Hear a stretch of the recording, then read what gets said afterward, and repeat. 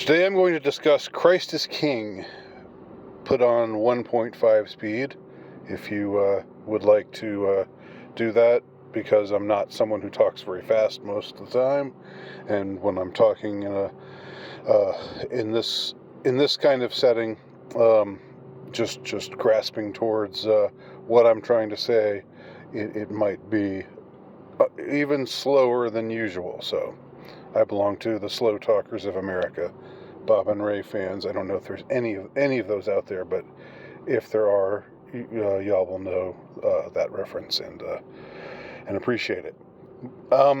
Okay, I'm not going to be talking about the Candace Owens saga, although of course it is interesting, and of course it's worth paying attention to.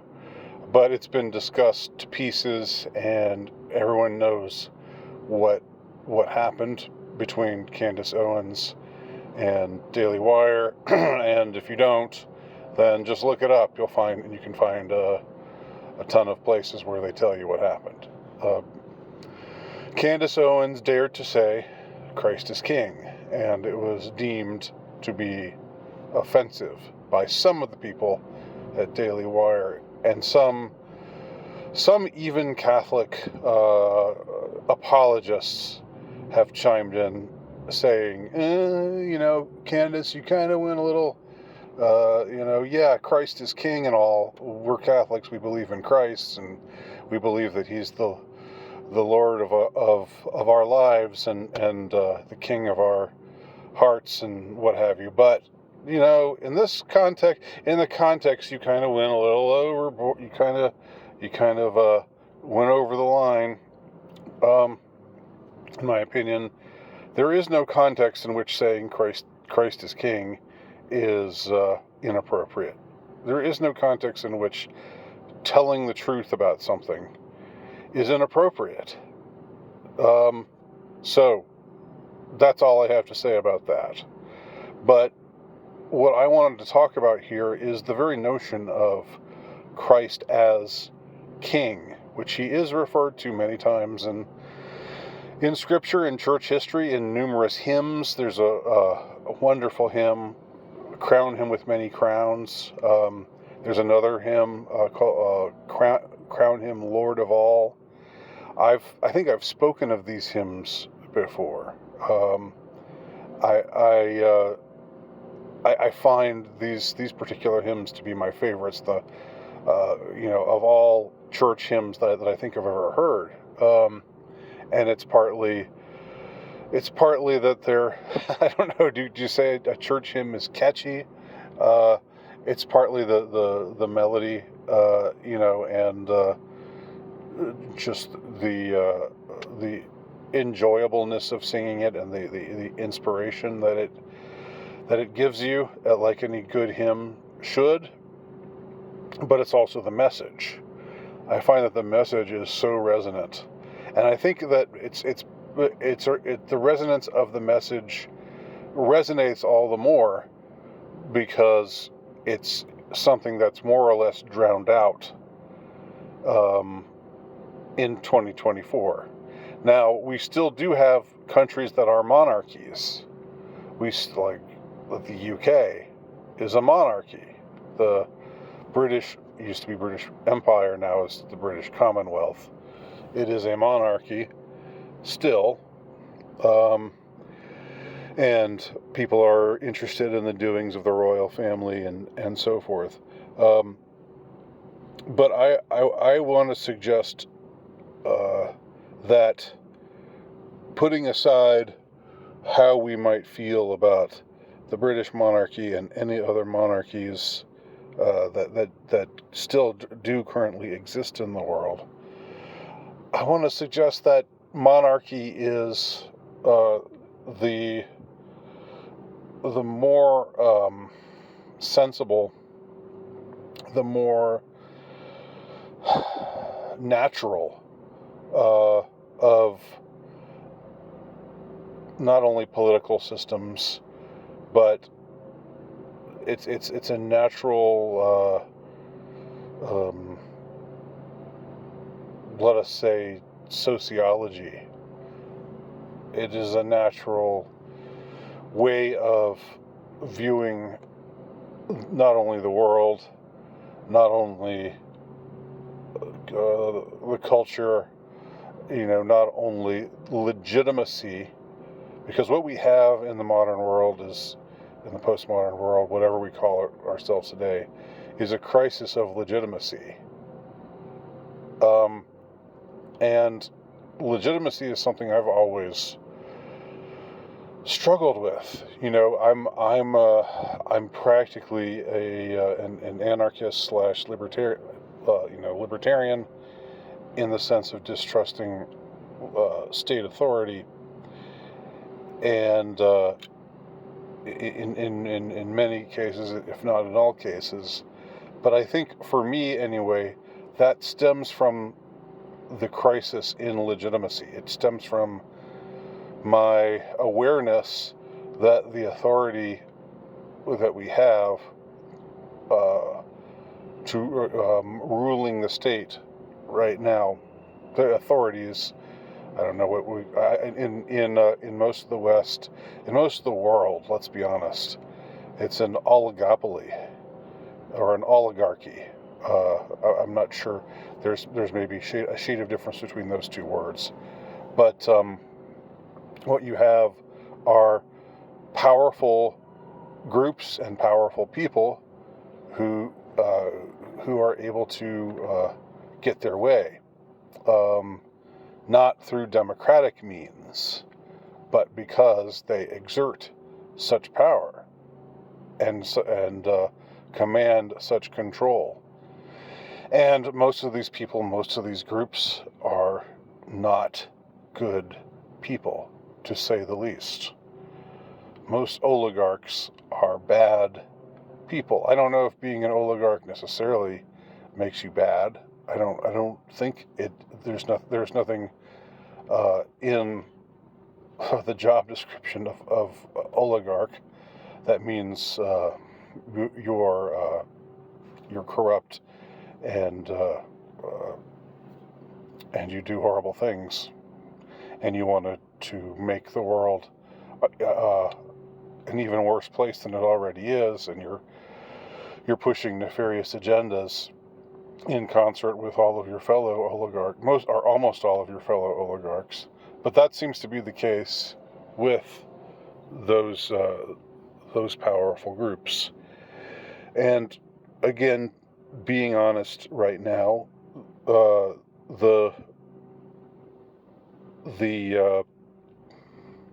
nations of the West who call themselves democracies are not democracies, and I include the United States. They're not truly democracies, because it doesn't matter who you elect.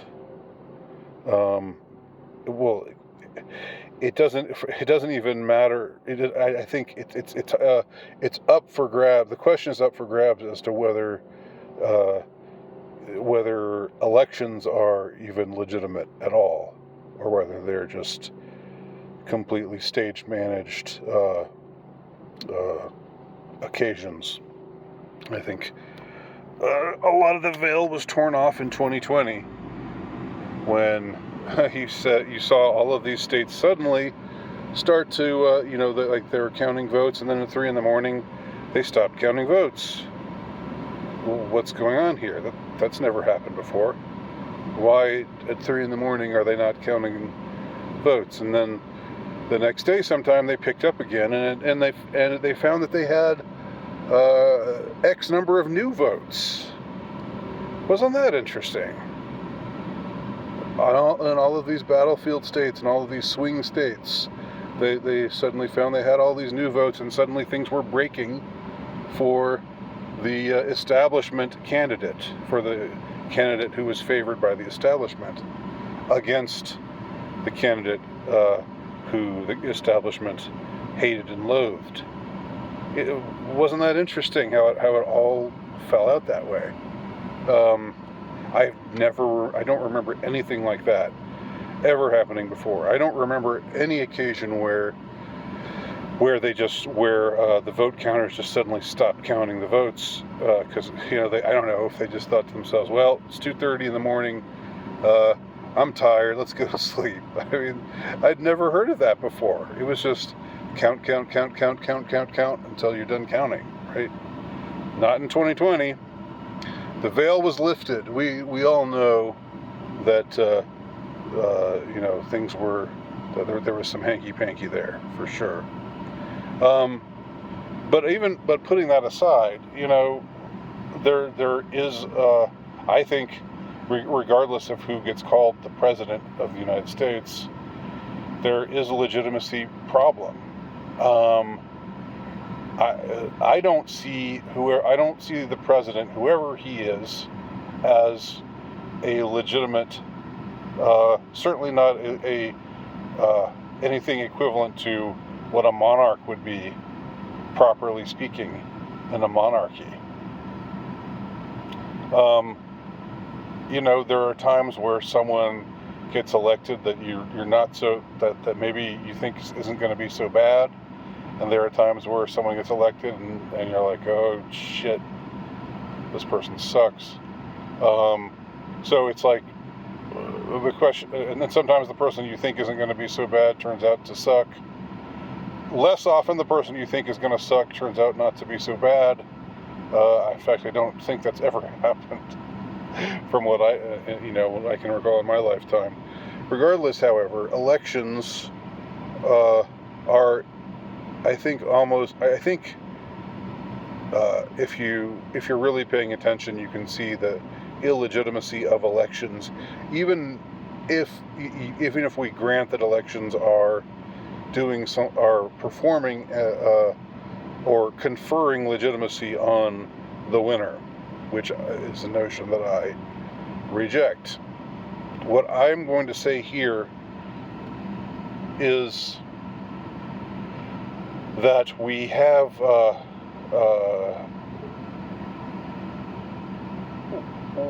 a situation where we have been robbed of the type of governmental structure that makes the most sense, that is the most sensible, not just speaking practically, but speaking metaphorically, in the way that all organisms have a head, and the head may be spoken of as the monarch of the body. So, who when you think of yourself, when you think of who rules you, just you, the conglomeration of cells that is you. The massive cell, the clump of cells, as the abortion enthusiasts love to call, human beings who are still in the womb. We're all just a clump of cells. We're not just a clump of cells, but we're always, quote, a clump of cells. That doesn't change when we leave the womb. From the minute that we are conceived, we are a clump of cells, and we are also men and women. We are people. Who rules you? Just thinking in terms of your organism, the organism that is your body, and the conglomeration of your body and your mind and your soul. Who rules it? But the head, the mind. You have various other organs in your body. You have various. The mind isn't an organ, but you have various organs in your body, and you have various, what you could say, interest groups who are asking for this or asking for that, and your mind is the monarch of the body and the soul. The mind is that which says to the rest of the the aches and pains and hungers and thirsts and desires, the various interest groups that make up your organism, that says, okay, we're going to do this, we're going to here's the reasonable thing to do, here's the right thing to do, here's what we're going to do. And if your mind is a good monarch, if it's the best monarch, if it's a monarch who's modeled after the monarch that is Christ the King, then the choices that your mind will make will be good for the entirety of your body, the entirety of your being. So just as the body, properly speaking, is not a democracy, and just as heaven, properly speaking, is not a democracy, Christ is king. He's the king of heaven. He rules in heaven, but he also has a social, there is a place for, speaking of Christ as the ruler of this world, the proper ruler of this world, the legitimate ruler of this world. Now, in this world, his way often does not go. His way is often rejected because of the various usurping factions who claim legitimacy. But their only true legitimacy, the only true legitimate king of this world and the only true legitimate king of the next world is Christ, the Son of God, and the King of Kings. Now, calling him the King of Kings means that there are he's above other kings. And speaking of kings in this manner, brings to mind the notion that the world, properly speaking, ought to be ruled by monarchs. Again, I would say a monarchy is the natural and the most reasonable and rational system that there is. As I said, the metaphor works whether you're talking about a person, whether you're talking about a nation, whether you're talking about the entirety of this world, or whether you're talking about the next world, i.e., heaven, who rules these realms. A king is the proper ruler of these realms. Now things get complicated because men who are called kings, can be usurpers. And so the crisis of legitimacy extends beyond just, making a nation into a monarchy and having someone be declared the king. Because it has to be the king who is legitimate. The king whose authority springs from a legitimate heaven-set decree. And I don't know where we find such a person, honestly, in today's world. I definitely don't see how we come to any. It's certainly not a practical matter. To try to make the United States into a monarchy, or I guess some royalists believe we never should have. The American Revolution never should have happened. The American Revolution was a Freemasonic usurpation of against the legitimate monarchy of Great Britain. I know people have that notion, have that belief, but I look around. I see countries like Canada and Australia who are still part of the British Commonwealth, and they are way worse off having stuck with the crown than the United States is, having staged a usurpation against the crown. So there must be something wrong with that crown, I would say. The fruits of that crown are rotten. And that suggests to me that they're rotten to the very top. You know, when it rots, the rot starts in the head and moves downward.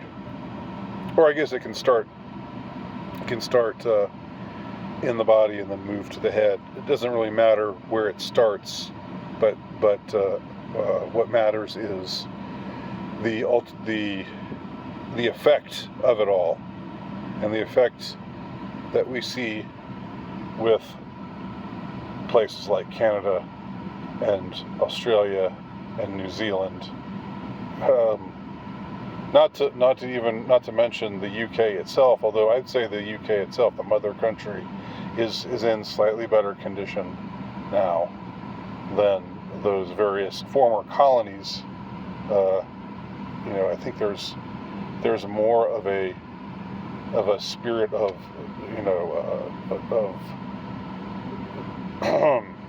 a spirit of truth, a spirit of defiance against usurpation, I'll put it that way, in the UK and in the United States. I'm saying among the Anglo world, there's more of that necessary, good, defiant spirit. Defiance is bad when you're talking about somebody who takes part in a usurpation against a legitimate ruler.